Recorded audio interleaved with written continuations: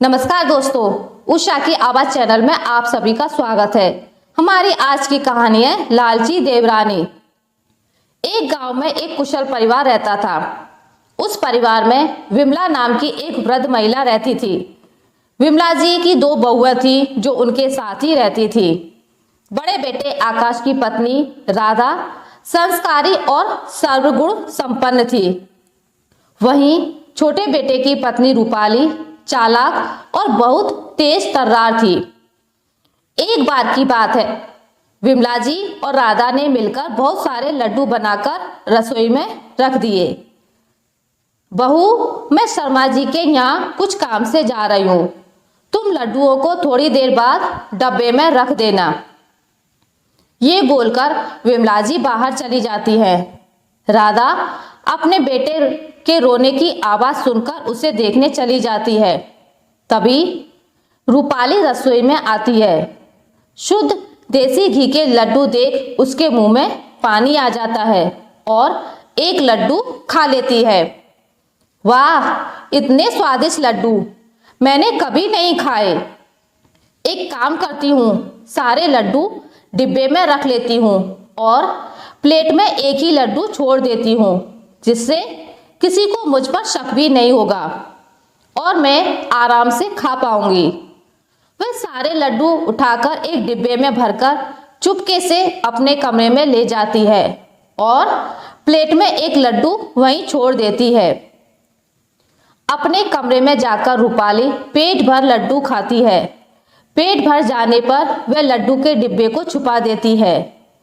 राधा अपने बेटे कृष्णा को सुला रही थी, तभी विमला जी घर आ जाती है।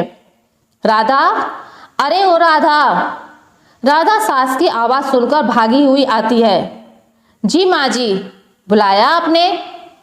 बेटा, जरा चाय बनाकर देना और हाँ, लड्डू भी ले आना, 1-2 खा लूंगी।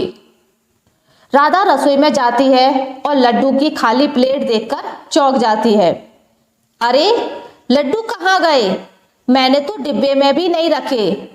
प्लेट में तो एक ही लड्डू है, अभी माँ को बताती हूँ। राधा विमला जी को जाकर सारी बात बता देती है। माँ जी, लड्डू रसोई में नहीं है, मैंने वहीं रखे थे पर अब नहीं है। क्या लड्डू तो तेरे सामने ही बनाए थे, फिर कहाँ गए?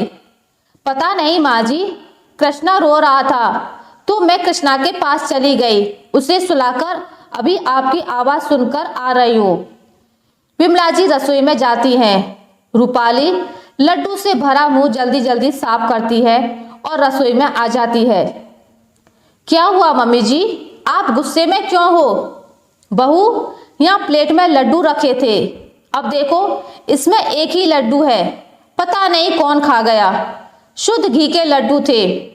तभी आकाश और विशाल भी आ जाते हैं और रसोई से आती लोगों की आवाजों को सुन दोनों रसोई की ओर जाते हैं।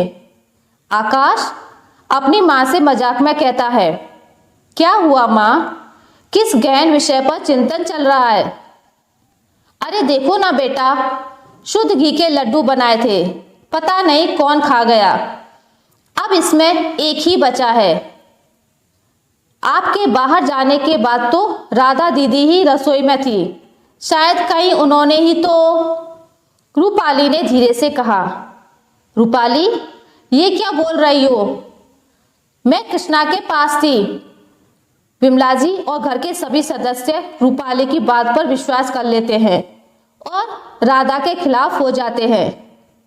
सभी राधा को खूब सुनाते हैं तो वो रोने लगती है। रूपाली बहुत खुश हो जाती है। वो खुद से कहती है, इन लोगों को बेवकूफ बनाना कितना आसान है।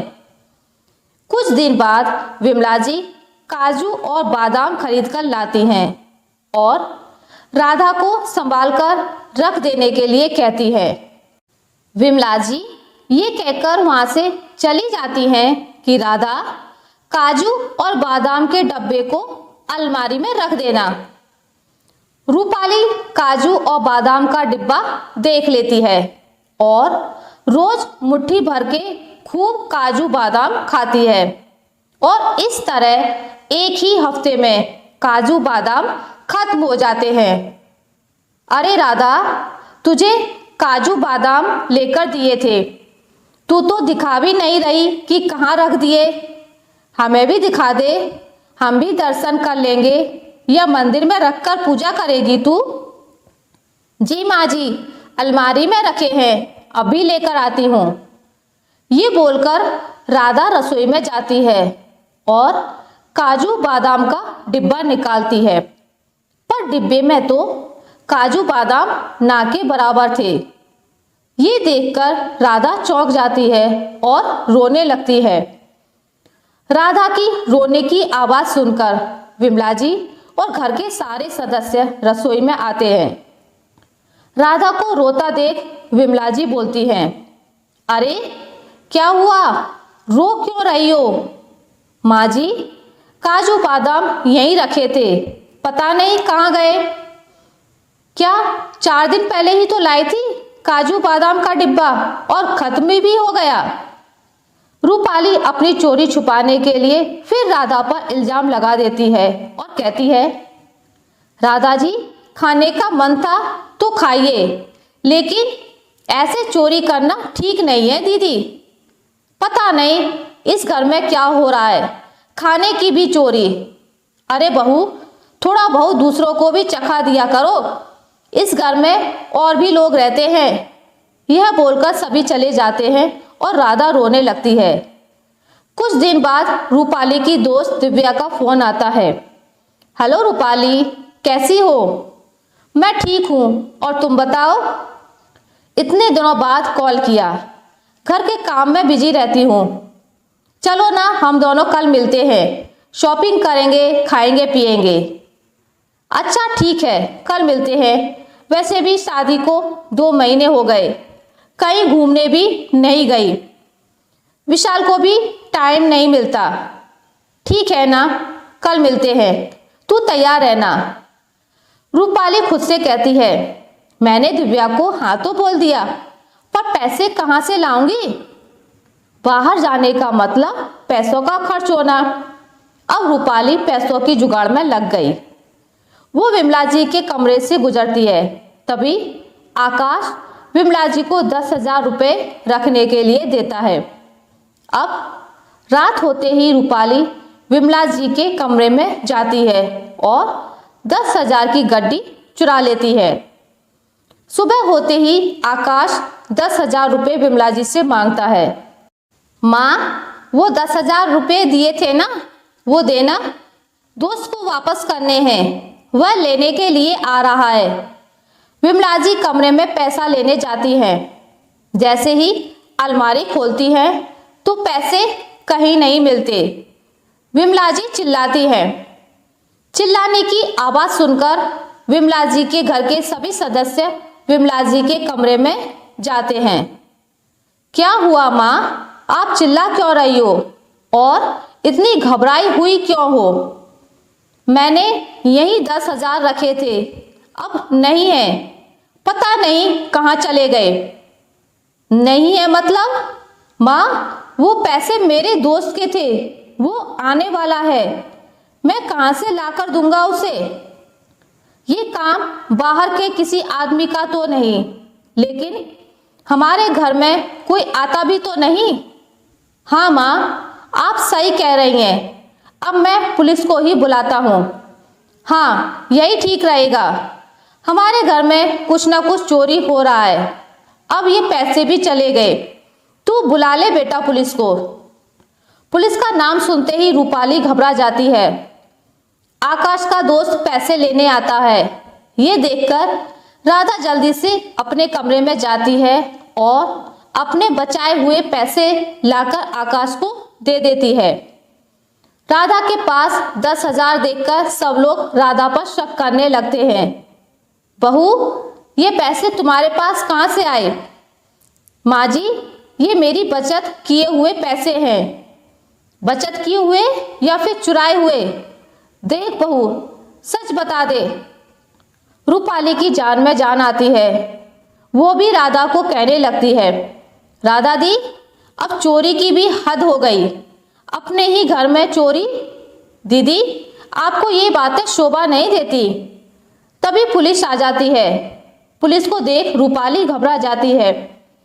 पुलिस राधा से पूछताछ करती है और राधा बेगुनाह साबित होती है।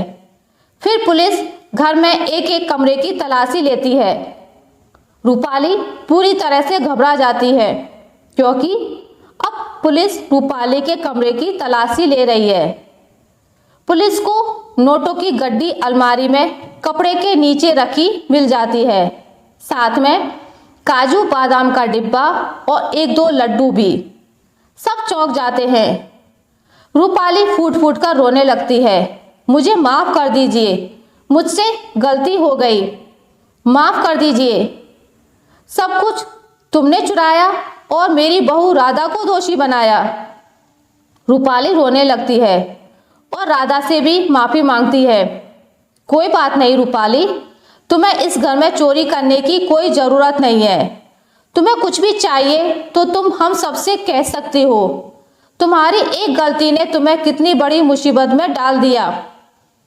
मैं आप सबसे माफी मांगती हूँ, आगे से ऐसा कभी नहीं करूँगी।